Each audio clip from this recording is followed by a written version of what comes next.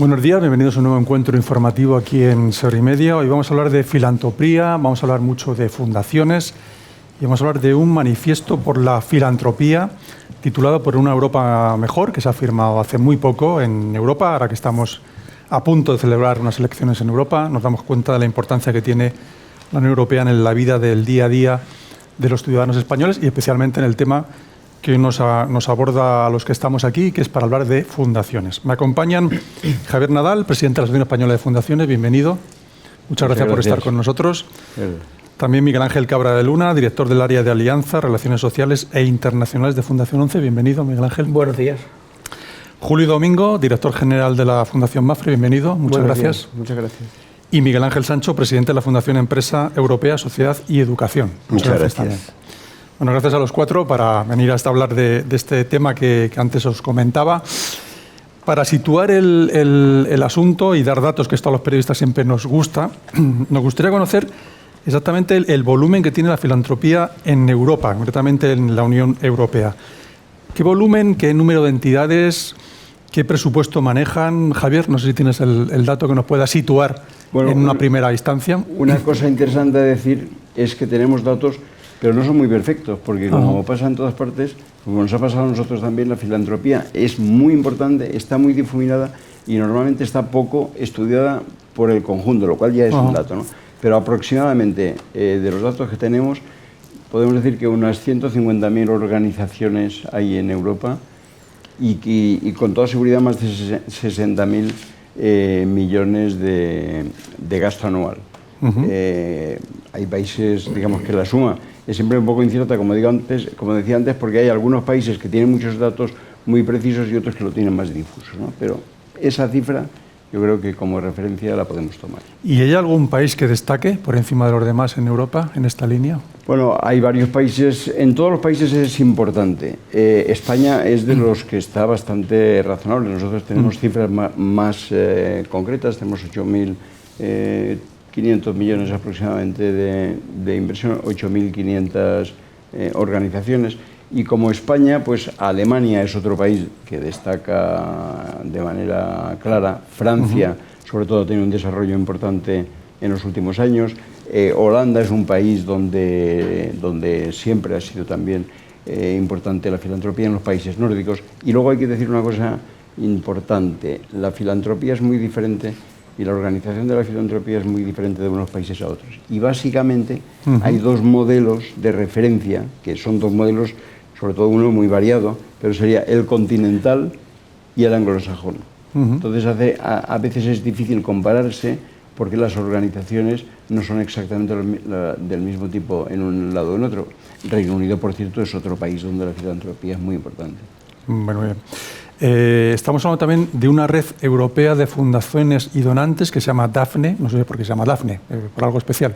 Bueno, DAFNE es la traducción de donantes y fundaciones, o sea, asociaciones europeas de donantes y fundaciones. Cuando se habla de donantes, en término inglés, no es de las personas que donan, sino de organizaciones que son donantes y de las organizaciones que son, o sea, la diferencia que se hace, por ejemplo, en el mundo anglosajón es organizaciones que donan fundamentalmente, que tienen, su objetivo es de los recursos, es decir, aportar recursos a proyectos de otros, y otras organizaciones que son las fundaciones en sentido genérico, que son las que operan y resuelven los problemas. En España no distinguimos esos dos tipos porque hay fundaciones, muchas, casi todas las que son donantes, también al mismo tiempo hacen sus propios proyectos, pero por eso se llama DAFNE. O sea, DAFNE es donantes y fundaciones, asociaciones de donantes y fundaciones de Europa.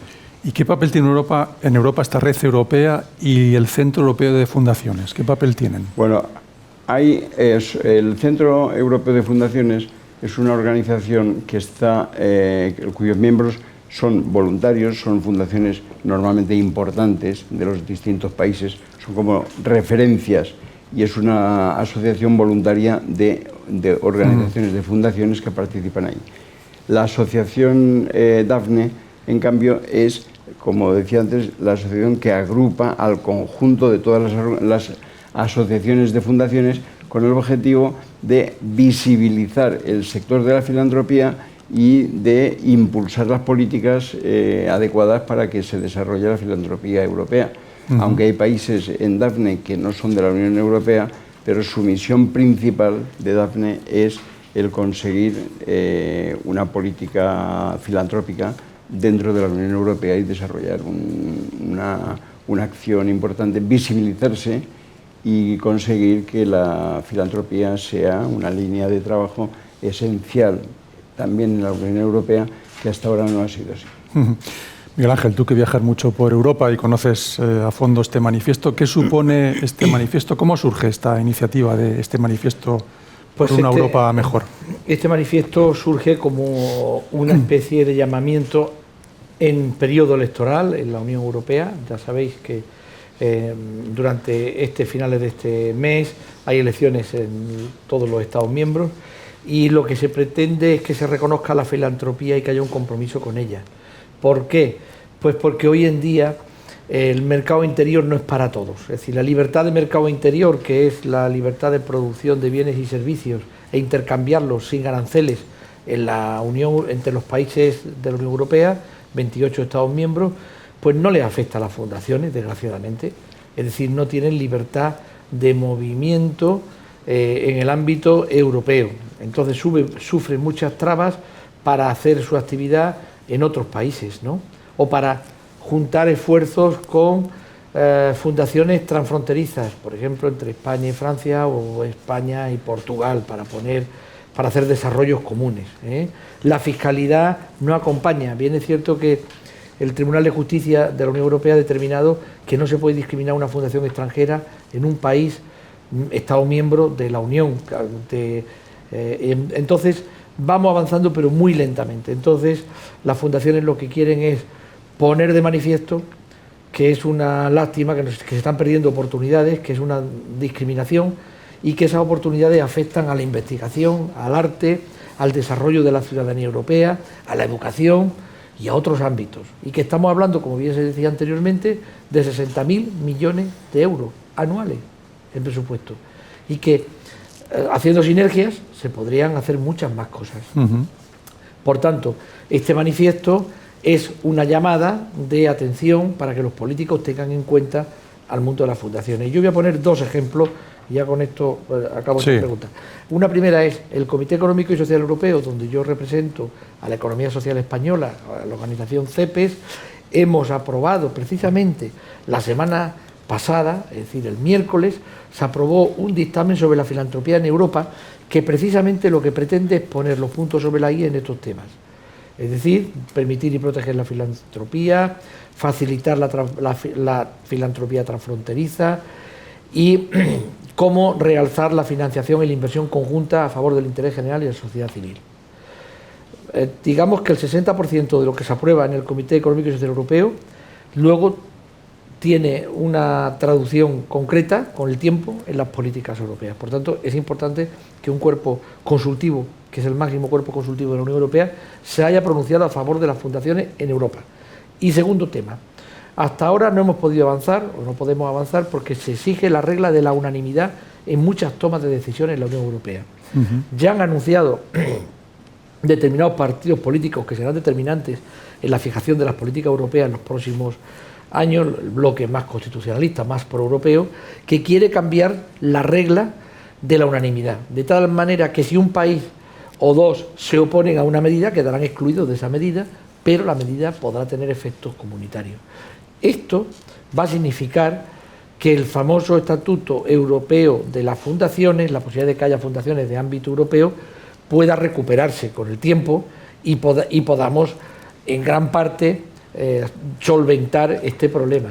Las sociedades anónimas pueden ser europeas, las sociedades cooperativas pueden ser de ámbito europeo, pero las fundaciones no.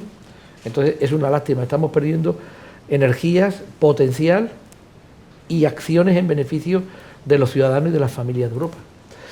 ¿Y esto tiene algo que ver, lo que comentaba antes Javier, de que hay varios modelos de fundaciones, o es otro tema distinto? No, yo creo que el problema es un problema mucho más pedestre. No, te voy a contar, mi opinión personal, pero que creo que la tienen muchos. Hay países que hacen economías de escala fiscales o de temas económicos para atraer al mundo de las fundaciones. Por ejemplo, la City de Londres. En el Reino Unido se ha opuesto siempre a que haya un estatuto europeo de las fundaciones, porque intenta atraer a las inversiones de los grandes capitales de grandes fundaciones para que se inviertan allí. Claro. Segundo lugar, también ha habido países como Holanda que tienen un régimen más laxo de regulación de las fundaciones a través de las cámaras de comercio, y también ellos pretenden atraer a grandes fundaciones. No olvidemos que a veces hay matrices de grandes empresas que para tener una previvencia en el tiempo y trascender a una generación o a dos, la propietaria de la compañía es una fundación. Y este es el caso, en el caso español, tenemos el caso de por poner un caso nuestro, la fundación del Corte Inglés, la Areces, pero IKEA, la matriz está en Holanda y es una fundación.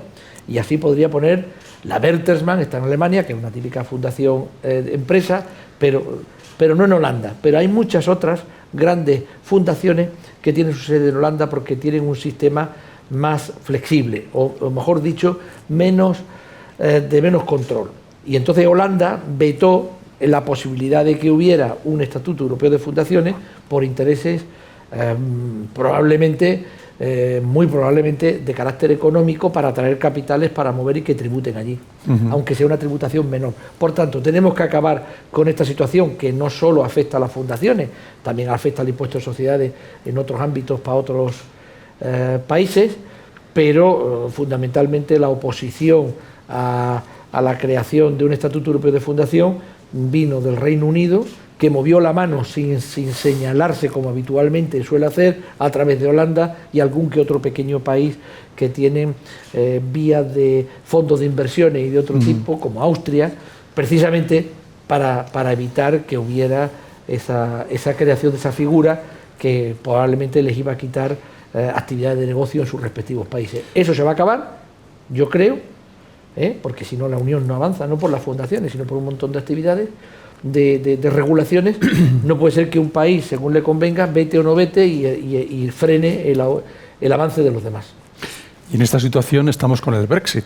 Si el Reino Unido, de momento no, pero si el Reino Unido por fin se confirma el Brexit y sale de la Unión Europea, ¿facilitaría este proyecto o no? Facilitaría, pero yo creo que es la ruptura de la regla de la unanimidad para determinadas políticas la que arreglaría este problema. Es decir, mientras para avanzar en determinado ámbito sea necesario la unanimidad de los 28 o 27, según cuando se vaya al Reino Unido,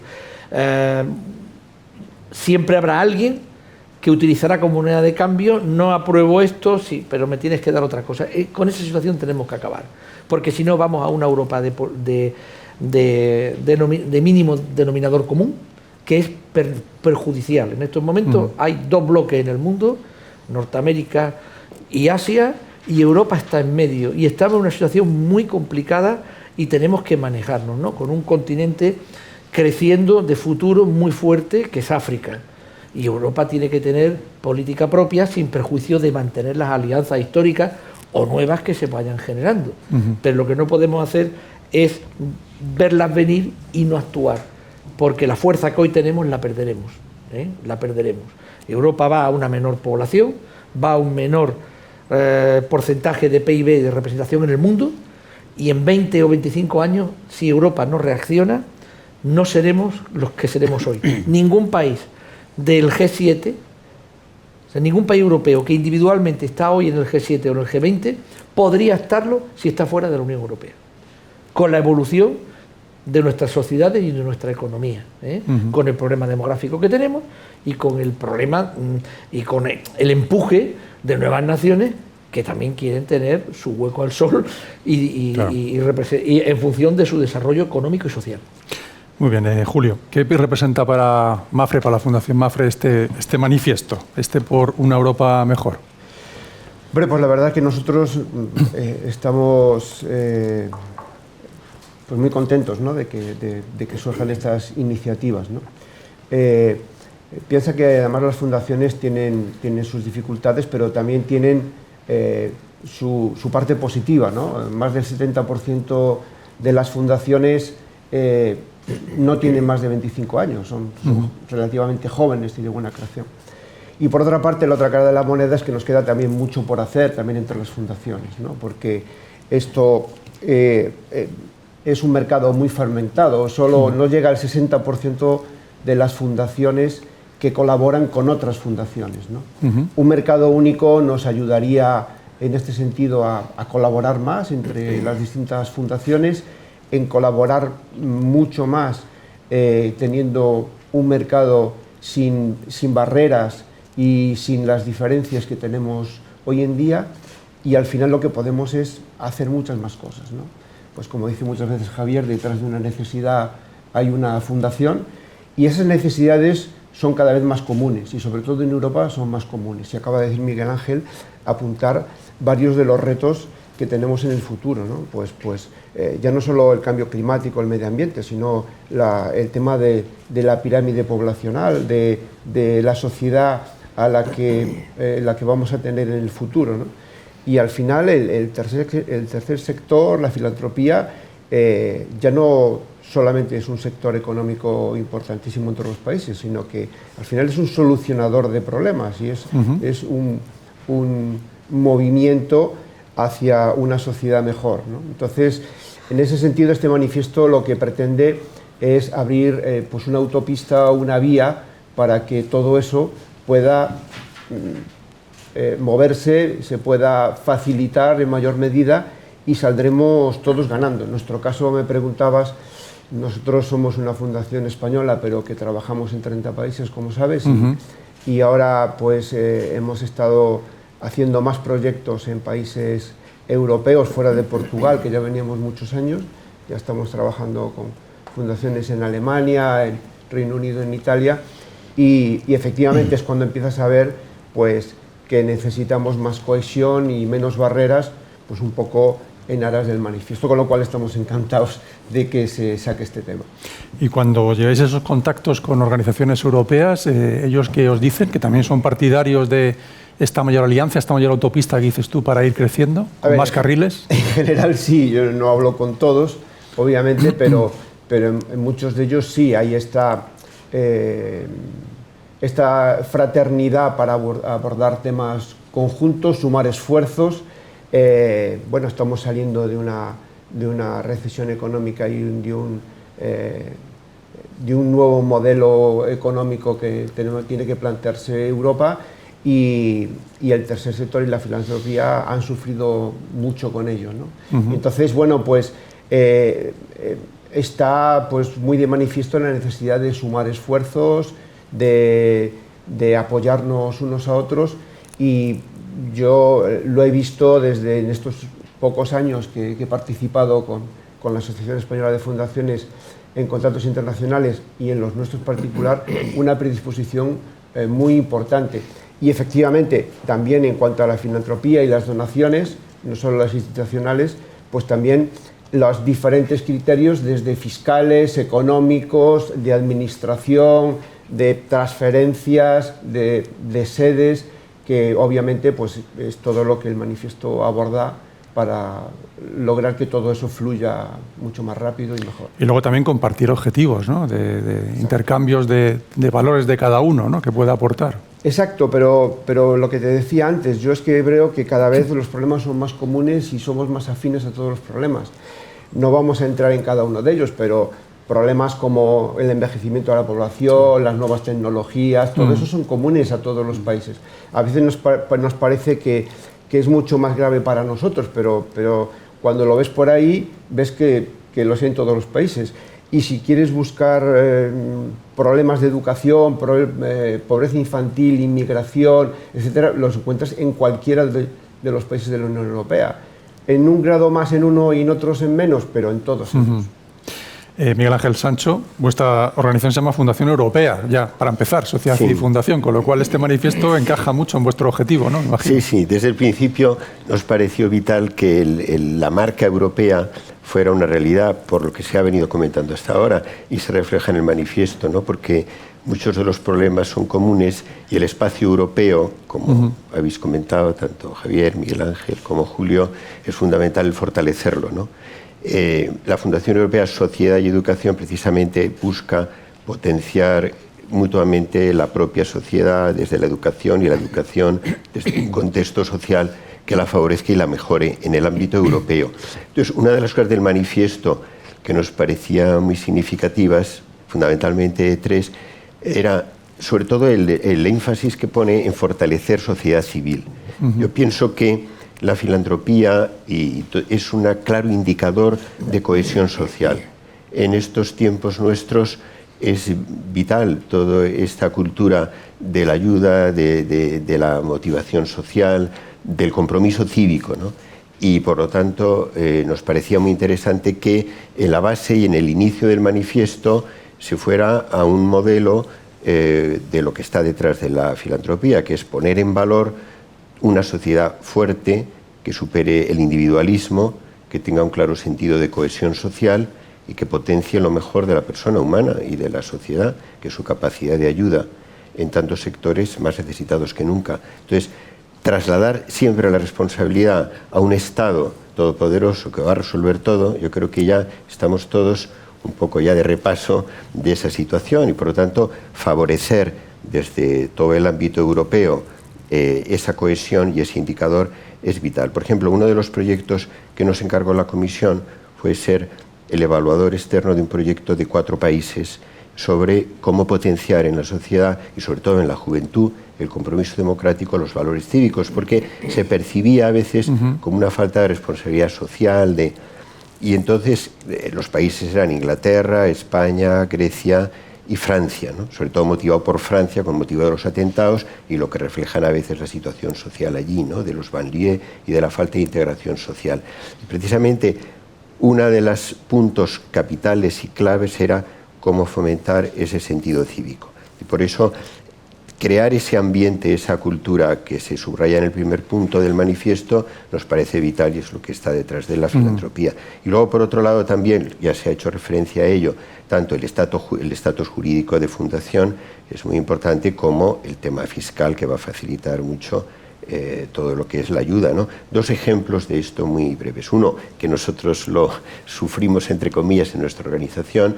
Uno de los vicepresidentes es portugués desde el principio, y promoviendo él fundaciones y organizaciones ahí en Portugal.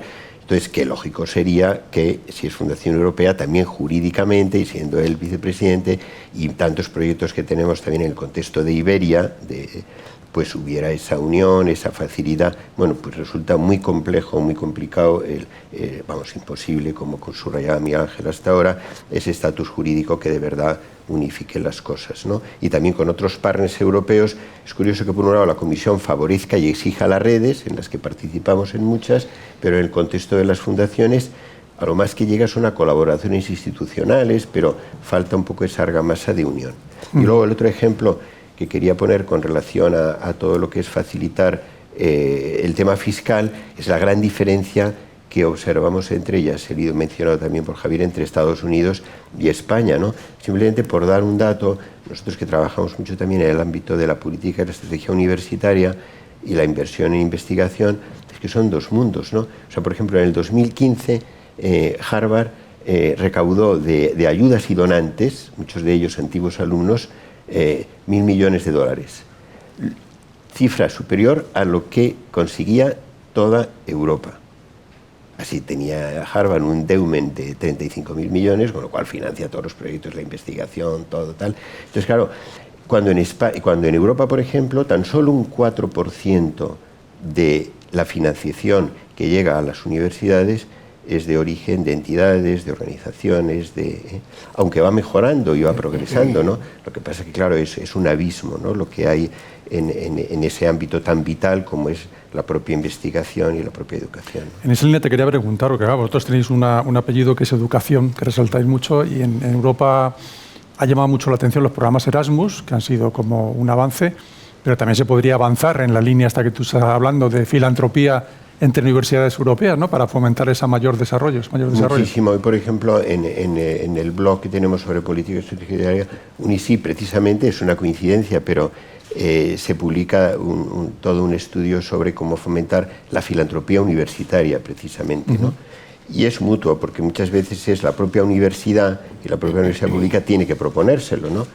Y ahí lo que se comenta precisamente en el blog es que a veces no solamente falta, o sea, falta a veces la capacidad del fundraising, de saber a quién pedir y cómo pedir, de saber motivar la petición, de saber favorecer el que la propia filantropía se desarrolle también desde quien la necesita, ¿no?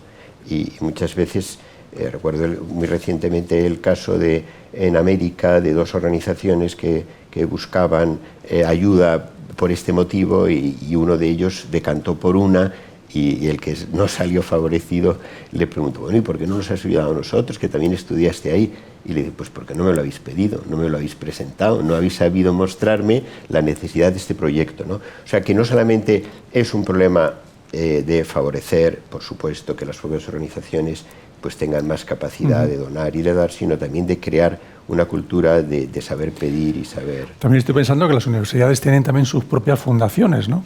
Podrían avanzar. Sé que hay proyectos de alguna universidad española que tiene contactos con otras universidades europeas, ¿no? Y por ahí se ha avanzar. avanzado. O sea, precisamente toda la línea de avance y lo que se ha mejorado, aunque sean unas cantidades pequeñas, ha venido de ahí, de las fundaciones. Precisamente la Asociación Española de Fundaciones está promoviendo muy específicamente esto y ha creado una sectorial que precisamente tiene el foco en cómo dinamizar las fundaciones universitarias, tanto en los temas de transferencia, que es capital y fundamental, porque al final es una misión de la universidad, como también búsqueda de recursos ante, sobre todo, las situaciones de crisis que se ha pasado, las dificultades de la economía o las limitaciones de la financiación pública, ¿no? O sea, pero claro, en esto las cifras siguen siendo muy distintas, ¿no? Estados Unidos invierte en investigación el 2,7 del PIB, pero es que la cifra llamativa es que las 2/3 partes prácticamente vienen de la iniciativa privada y de las ayudas privadas. Y nosotros en España estamos en el 1,1 del PIB en un tema capital que es I+D, pero del ámbito privado pues apenas tenemos un 0,5%, ¿no? Entonces, ahí hay temas un poco claves que detrás de eso ahí tienen muchísimas consecuencias de cara al desarrollo de nuestras sociedades, ¿no? Javier, vamos a hablar también un poquito de España. ¿Cómo ha sido la evolución de las fundaciones en los últimos 20 años, por poner una fecha? Bueno, la evolución del sector fundacional yo creo que se puede ver muy favorablemente. Digamos, responde cuando hay un problema o cuando hay como ha pasado en la última crisis. La última crisis ha sido un momento clave en el que muchas fundaciones se han encontrado con dificultades de financiación, con los problemas que aumentaban y con dificultad para conseguir recursos, y en cambio han respondido, digamos, ajustándose el cinturón y atendiendo los problemas con esos menos recursos. Y a partir de ahí, siempre que se puede hacer un ajuste, y lo vemos en la historia, o sea, cada vez que el sector va creciendo, porque una característica es que crece continuamente, que por ejemplo es el único sector económico, por decirlo como sector económico, que crea empleo incluso en la crisis. El conjunto de las fundaciones tienen bastante más empleo al final de la crisis que al principio. Y eso viene ocurriendo siempre, porque las necesidades son mayores. Entonces, suele ocurrir en esos momentos que el traje se acaba quedando, que crecemos, pero con un traje estrecho, y si hay un ajuste legal, como ha ocurrido 2 o 3 veces en la historia reciente de España, eso ha generado un crecimiento del sector, con dificultades, porque siempre el problema es al final conseguir recursos para atender problemas mayores. Pero, de todas formas, al hablar del mundo de fundaciones, hablamos mucho de la cuestión económica, porque es evidente, digamos, es la manera de resaltar que somos un sector económico importante, y a veces nos olvidamos de la esencia, no nos olvidamos, pero digamos resaltamos menos la esencia, que en el fondo es crear sociedad civil. Las fundaciones son un elemento clave de la sociedad civil. Están pensando en problemas de desarrollo social, de los grandes problemas del cambio climático y sobre todo del apoyo, es decir, lo que entendemos por sociedad civil, el apoyo del desarrollo social de los países. Y esto que viene ocurriendo en cada país, sin ninguna duda, lo que queremos también con el manifiesto es dar un salto y trabajar por la sociedad civil europea, que tan necesaria es para el apoyo de problemas, pues como decimos, el cambio climático, el desarrollo tecnológico de Europa, tantos problemas que sobrepasan la dimensión de un país y que la sociedad civil lo tiene que desarrollar. Y en cambio, a nivel europeo, como hemos visto por las cosas que se están diciendo, pues nos encontramos con que el sector filantrópico es casi clandestino, entre comillas, porque cuando todos los sectores económicos han conseguido que Europa sea un mercado único, un espacio único en el que se desarrollan para todo, las fundaciones tienen problemas hasta para saltar las fronteras y para operar con su propio nombre en otro país. Esto es lo que nos hace absolutamente necesario poner, sobre todo el valor ahora del manifiesto, es que Europa entienda primero que la filantropía existe, por eso hablamos aquí de cuatro escalones. Primero, reconocer que existe la filantropía, que es importantísimo porque existe y es muy importante y tenemos que reconocerlo. Segundo, facilitar que esa filantropía esté al menos igual tratada que los demás sectores, que no haya discriminación en las cosas básicas que están en los tratados. Si damos ese paso, lo siguiente es conseguir una mayor protección para que crezca. Y ya el colmo del punto que nos parece en el que tenemos que trabajar es ser además proactivos para que el potencial de la filantropía pueda desarrollarse de manera que digamos, multiplique el impacto y que pueda colaborar e incluso crear mecanismos para trabajar junto con los sectores públicos, por ejemplo con el sector público, para abordar problemas más allá de la capacidad individual, ¿no? Y eso que en España hemos ido avanzando y en cada país se está generando, digamos, una dinámica positiva, lo que es fundamental es que se haga a nivel europeo. Miguel Ángel, ¿cuál sería tu perspectiva de los últimos 20 años del papel de las fundaciones? Yo creo que es muy positivo, ¿eh? De todas maneras, esa evolución que va a mejor tiene tres enemigas, como se diría en el mundo jurídico, ¿eh? Una que ya le hemos citado antes, que es el individualismo económico de algunos países para seguir manejando los capitales de las grandes. La segunda cuestión, y yo creo que es importante analizar estos problemas porque si no, no encontraremos la salida para una filantropía europea, ¿eh? La segunda cuestión es de ámbito político, es decir, hay países como por ejemplo Hungría, o los países pequeños del norte de Europa, me refiero a Estonia, Lituania, etcétera, que tienen dificultades para aceptar fundaciones que vengan del exterior, sobre todo si tienen, en el caso de los países pequeños bálticos, el sello de Rusia, de defensa de las minorías rusas que existen en esos países. Con lo cual, este es un tema, es decir, cabe la posibilidad de fundaciones internacionales que aterricen en esos países, pero hay que tener cuidado con que no sean instrumentos para una movilización política contraria a los intereses y a los valores de la Unión Europea, ¿vale? En el caso de Hungría ha habido el intento de la fundación de George Soros, que es norteamericano, un filántropo muy conocido en el mundo, que ha hecho muchísimo dinero con los mercados de capitales, y precisamente se le ha impedido hacer una fundación en Budapest, él que es de origen húngaro, de origen judío, con lo cual complicamos más la situación por los sanbenitos de uno y de otro, y entonces se dicta una ley especial que impide, por el gobierno de Orbán, en este caso de Hungría, que impide que la Fundación Soros aterrice en Budapest. Y eso tiene una dificultad añadida porque esos países en algún momento cogen la parte por el todo y se oponen a que haya un mundo filantrópico europeo, que es un error porque yo creo que los problemas individuales hay que conocerlos, hay que atajarlos, hay que darle solución y por tanto evitar que haya oposiciones que deterioren la situación en el resto de los países. Y luego tenemos una tercera enemiga a tener en cuenta, un tercer listón que hay que superar también, yo creo.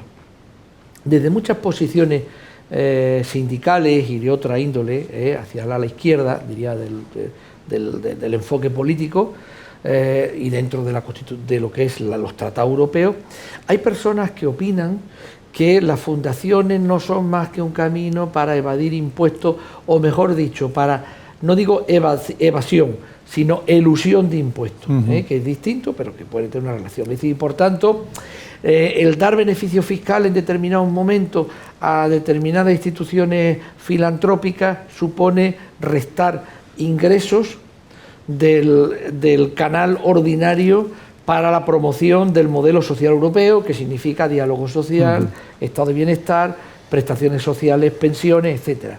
Ese también es otro tema que tenemos que conocer, que dialogar y que arreglar, porque nada tiene que ver la filantropía con esas derivaciones. Claro. Sin embargo, se puede agitar esa bandera del miedo sobre estos temas y entonces hay poblaciones o hay miles de personas que pueden estar en contra de lo que estamos proponiendo, que no es más que es que el Estado no lo puede hacer todo, y como el Estado no puede hacer todo, si los demás quieren hacer cosas con su dinero, lo pueden y lo deben hacer. Si hay algún incentivo que permita poder seguir avanzando en esta línea y que sea más fácil, pues mucho mejor. Todo lo estamos viendo ahora con la cruz. Estamos en el momento de la declaración del impuesto de la renta, ¿no?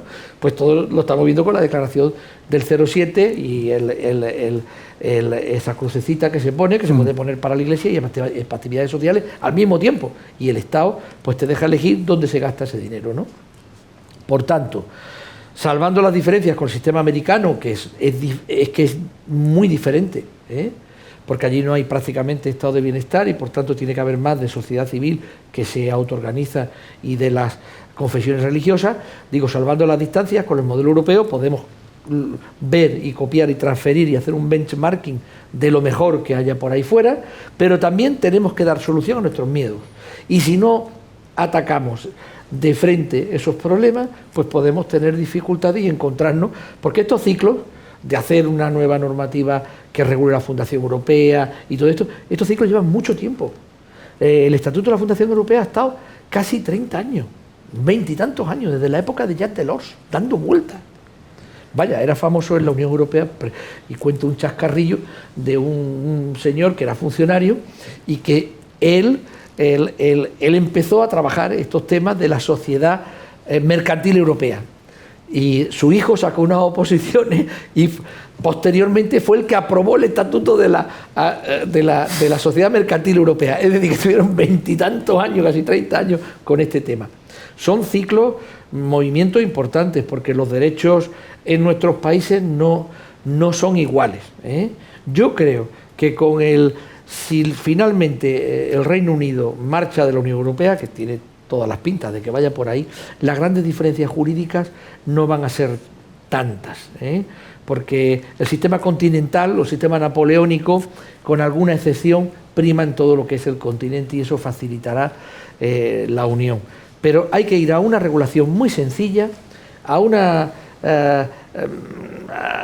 y a resolver problemas, que es lo que las personas y los pueblos quieren, y permitir que se puedan, a distintos anhelos, juntar y solventar. Y unas cosas son el mundo empresarial, otras cosas son iniciativas sociales, otras cosas son desarrollos comunitarios.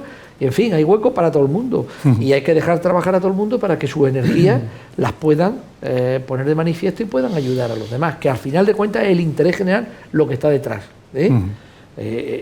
Bien es cierto, y acabo con una postilla técnica, que en algunos países de la Unión Europea existen fundaciones de interés particular o de carácter familiar, como lo existieron hasta el siglo XIX en España, y que el Código Civil español suprimió las fundaciones familiares.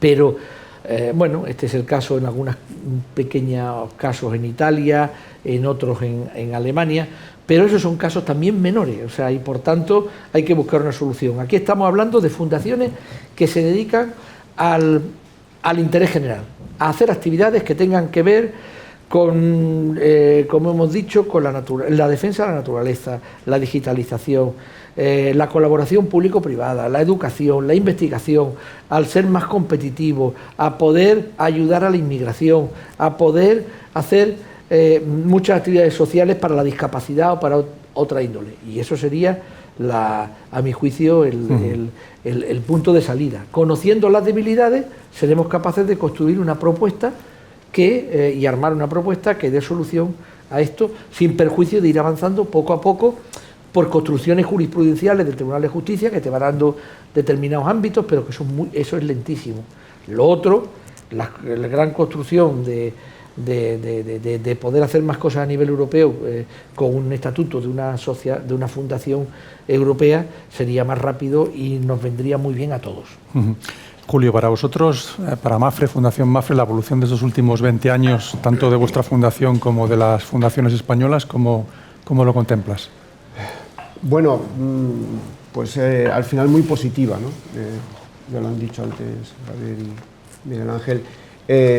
Hemos pasado una crisis que ha tenido consecuencias importantes. El sector se ha habido afectado por menos ingresos, tanto públicos sobre todo, y en algunos casos privados, pero la parte positiva es que nos ha ayudado a todos a ser mucho más eficientes y a ser mucho más también necesarios, ¿no?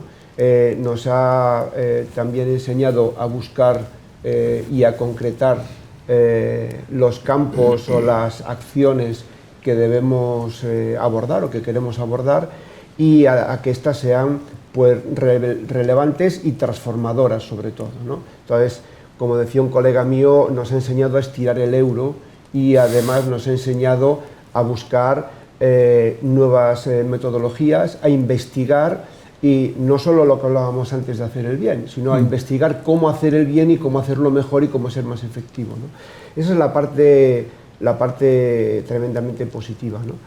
Y después la última parte que me gustaría también complementar con esto son las de las nuevas generaciones que están llegando, ¿no? Pues los últimos estudios que existen, los que he visto yo más pormenorizados son de Estados Unidos, pero la tendencia también es un poco global, es a las nuevas generaciones, millennials y zetas, pues el carácter social o la preocupación social que traen consigo, ¿no? Y ya se está viendo en muchos de los estudios cuando buscan una organización para trabajar, y también hay otro estudio sobre tendencias de compra, cómo buscan favorecer a entidades, empresas privadas o públicas que tengan causas sociales, porque ellos se sienten comprometidos con las causas sociales. Esto es tremendamente positivo para el futuro, y esto también en parte tiene que llevar a que todo el tercer sector, las fundaciones y todo este movimiento europeo se una, porque las nuevas generaciones también lo vienen pidiendo, ¿no? Y también sabéis el importante impulso que está habiendo con el voluntariado y la participación personal, y toda esta amalgama tenemos que, igual que comentaba que en la crisis hemos estirado el euro, tenemos que tener políticas comunes y tener facilitadores para que todo esto se pueda explotar y pueda ser un transformador, un solucionador también para los nuevos retos que estábamos comentando. A raíz de lo que estás diciendo, que me parece muy interesante, hace muy poco hemos vivido en España una manifestación de la gente joven en el entorno del medio ambiente, ¿no? Reclamando un futuro para ellos, que es lo que le vamos a dejar los mayores, un medio ambiente sano, por decirlo así. Pero lo que yo no sé si esos jóvenes son capaces de entender, de comprender, de conocer la labor de las fundaciones. Sería ese enganche que tú estás diciendo, ¿no? De necesidad que tienen ellos, de manifestación que ellos lo llevan a cabo con el papel vuestro, ¿no? Sí, yo creo que si hablamos de España nos falta mayor conocimiento un poco de lo que hacen las fundaciones, ¿no? Y de lo que hace el tercer sector en general. Alguien también dijo, no me acuerdo, que para valorar el tercer sector tendría que pararse un momento para que la sociedad viese lo que le falta, ¿no? Porque es muy difícil de valorar y de medir, ¿no?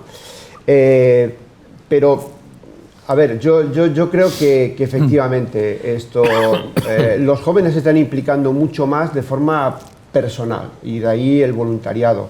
En muchas universidades están teniendo ya en licenciaturas, en grados, en máster, pues o una asignatura o un trabajo social o una participación social o un voluntariado. Cada vez más en los currículums el voluntariado y ser voluntario es un plus importante porque te denota un poco esa preocupación social y todo eso. Eso unido también, déjame darle la mano a la responsabilidad social corporativa que cada vez está más difundida en las empresas. Yo creo que todo esto unido hace que avancemos y que veamos mucha luz en el futuro.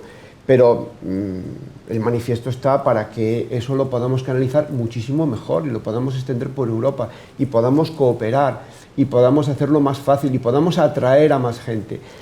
Y por supuesto hay que informar, y un evento como hoy y el papel, por ejemplo, que hacéis vosotros difundiendo esto y haciendo estos eventos nos ayuda a poder explicar un poco pues todo esto y qué es la filantropía y cómo nos ayuda, y que efectivamente la sociedad civil tiene que participar y es un actor importantísimo, no solamente los gobiernos y los estados, para alcanzar las metas que todos queremos. Sí. Solamente quería aportar, si me permite, sí, claro, un pequeño corte.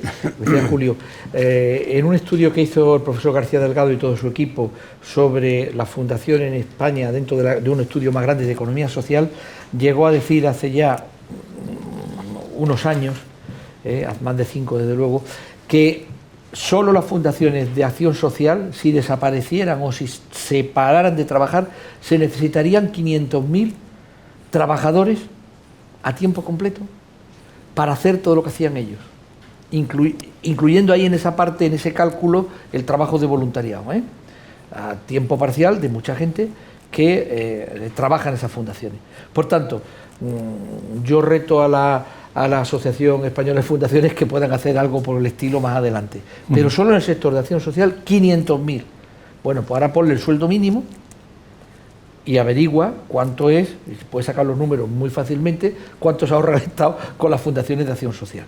Ese es un indicador clave, clave. ¿Cuánto se ahorra el Estado o cuánto nos beneficiamos todos? Sí, vamos a ver, cuánto nos beneficiamos todos, pero cuánto se ahorra, porque cuando estás pensando en clave de demostrar que tienes que tener un cierto cariño o un cierto régimen favorable o un entorno favorable, como se dice aquí, o un reconocimiento, pensando en clave de antiguo funcionario que he sido, lo fundamental es ¿cuánto me costaría si lo hiciera yo? Estado. Entonces, por eso. Pero bueno, es un comentario. Al otro, Miguel Ángel, te quiero hacer la misma pregunta. La evolución de los últimos 20 años desde vuestra fundación y de las fundaciones en general. Pues mira, nosotros la hemos percibido positivamente dentro de que hay que seguir avanzando en lo que hablábamos al principio. Fundamental, crear confianza y capital social. Y desterrar esas visiones que, como se comentaba aquí, que a veces se pone como, entre comillas, la acción filantrópica, pensando que hay otros intereses detrás, ¿no? Y porque eso refleja claramente la fortaleza de la sociedad civil, como se decía, ¿no? Entonces nosotros la hemos observado desde varios niveles, ¿no? Colaborando tanto en en el Centro Europeo de Fundaciones como en la Asociación Española de Fundaciones. Por ejemplo, siempre nos llamó la atención toda una época que tuvimos un papel bastante activo en el Centro Europeo de Fundaciones, en los grupos sectoriales que se creaban. Concretamente, tuvimos todos unos años trabajando en un grupo que se creó sobre diversidad, integración, cohesión social. Hace ya años, cuando ese tema no estaba tanto en la opinión pública, con los temas de inmigración o de poblaciones desfavorecidas.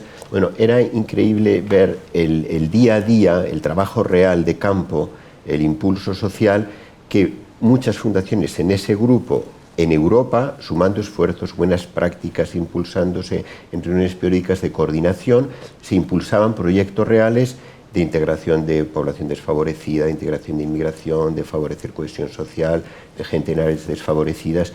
Y claro, ahí es donde palpas un impacto real muy positivo a nivel europeo de las propias fundaciones trabajando coordinadamente. Y la Asociación Española de Fundaciones, ahora que se comentaba el tema de la información sobre lo que hacen, hace unos años impulsó un proyecto muy interesante sobre el impacto de las fundaciones españolas en la educación.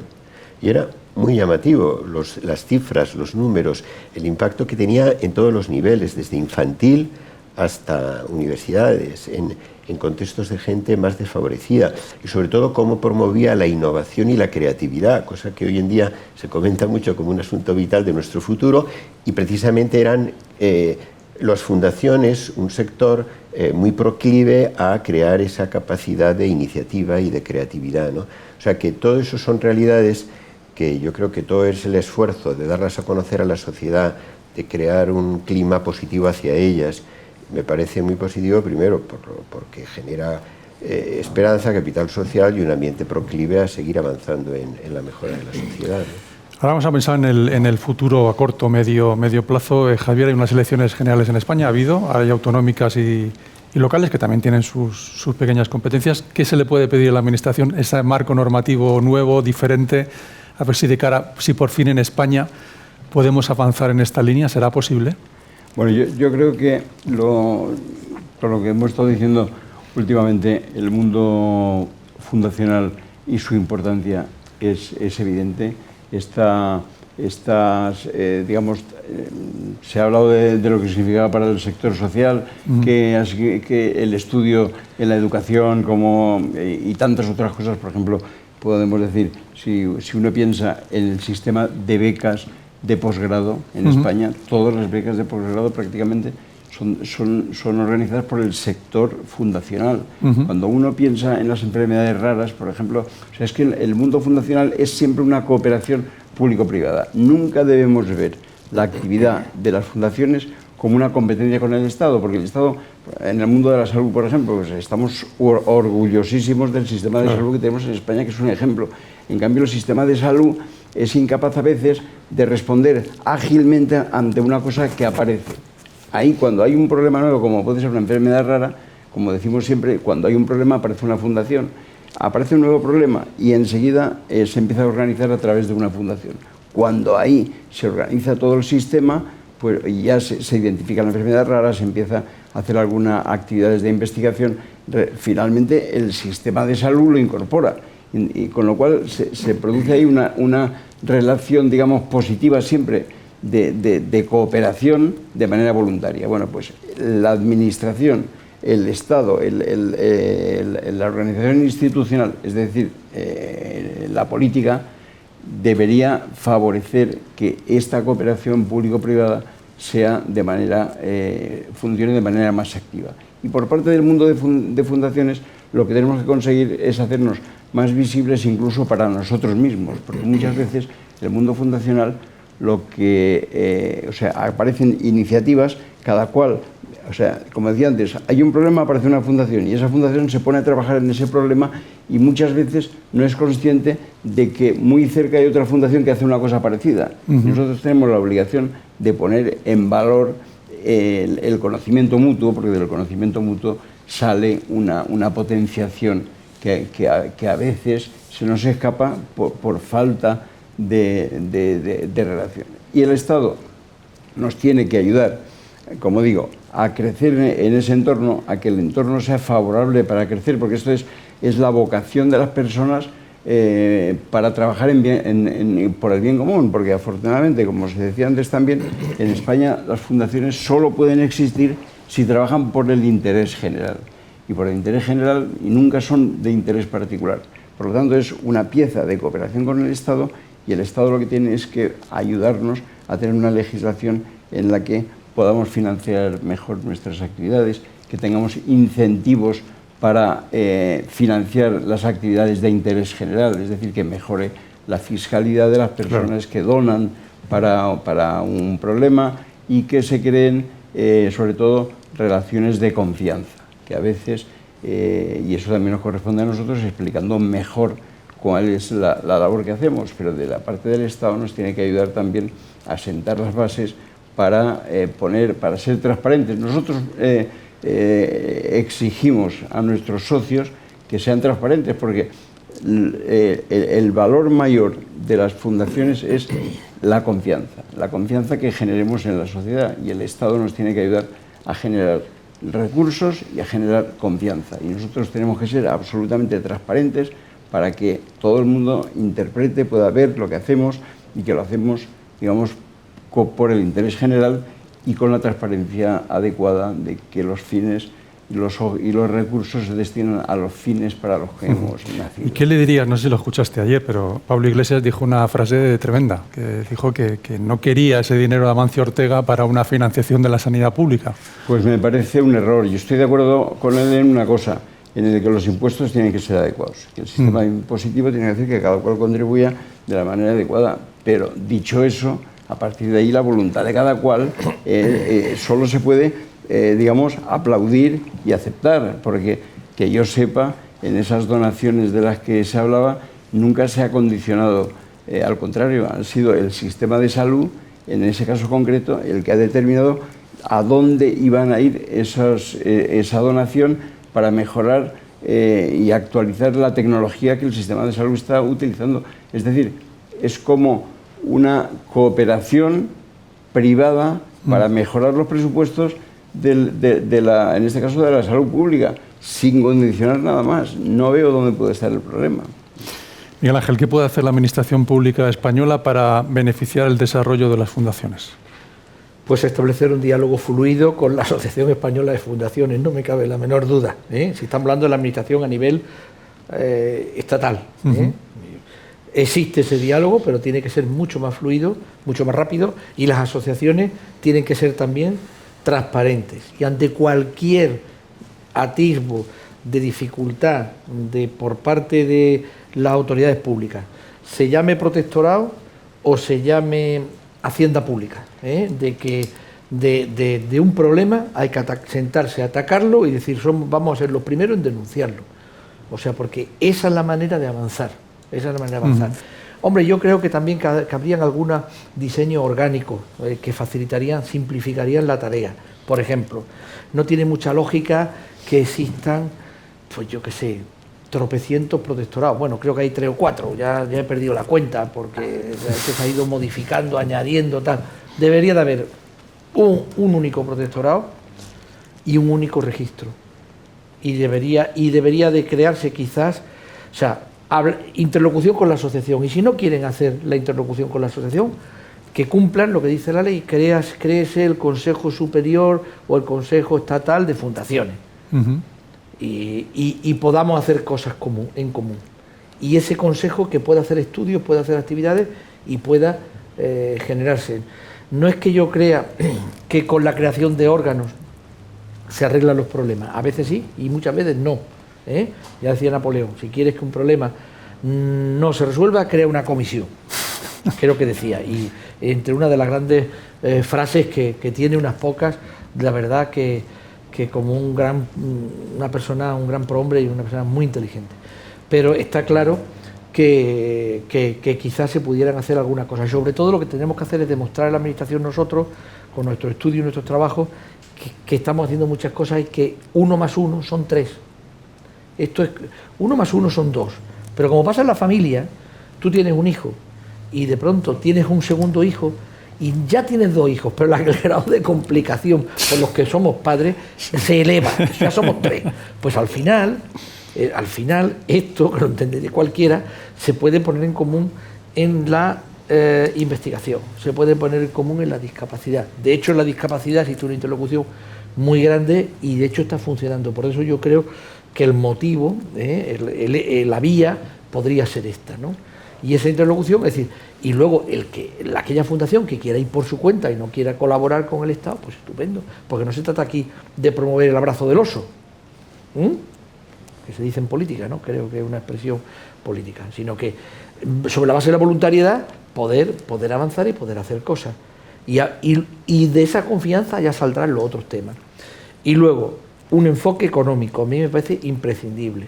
Nosotros cooperamos con la Asociación Española de Fundaciones, se hizo un estudio con Juan José Rubio y con PwC, Pricewaterhouse, sobre lo que significaba para el Estado el que se hicieran un reconocimiento de las microdonaciones a efectos del IRPF. Y o sea, el coste fiscal era inferior al beneficio para la hacienda pública. O dicho de otra manera, para que lo entendamos todos, el y se hizo la modificación legal después de ese estudio. Demostramos que era rentable económicamente para el Estado dar hasta 70 o 100 o 150 euros, ya no recuerdo bien la cifra, de una cierta exención o una cierta incentivo fiscal a las familias, a los particulares, y que eso retornaría a la sociedad en acciones, en IVA, en otros impuestos, y que iba a ganar, ya no recuerdo ahora mismo si era por 1.4 o por 2.4, lo siento, no recuerdo el estudio, pero el caso es que se demostraba que la corriente económica era favorable. Ellos hacían un esfuerzo de no cobrar impuestos en esa cifra pequeña, y eso daba una incentivación a dar más, y eso al final movía económicamente. Y bueno, aquel estudio tuvo su impacto, y el señor Montoro en aquel momento reconoció el tema, y es cuando se metió en la ley de presupuesto y en la ley del IRPF el reconocimiento de las microdonaciones o micromecenazgo. Pues yo creo que podemos seguir avanzando siempre sobre el grado de la confianza y el análisis económico de que todo el mundo ganemos, como dicen los americanos, es hacer un gana-gana, un win-win operation. Pues en cuanto tengamos eso, las cosas van a funcionar. Pero hay que sentarse, hay que hablar, y si nos señalan o detectamos un problema, vuelvo a insistir, hay que atacar ese problema. Yo tengo experiencia en el tema de la discapacidad, donde me muevo, donde cuando nosotros dijimos que, cuando nos dijeron en un momento determinado, hace ya muchos años, pues con esto va a haber, es posible que haya fraude y no sé qué. No, mire usted, señor director general de tributo o secretario de Estado de Hacienda, nosotros seremos los primeros, como CERMI y como ONCE, los primeros que denunciaremos las situaciones anómalas. Se lo creyeron y funcionó.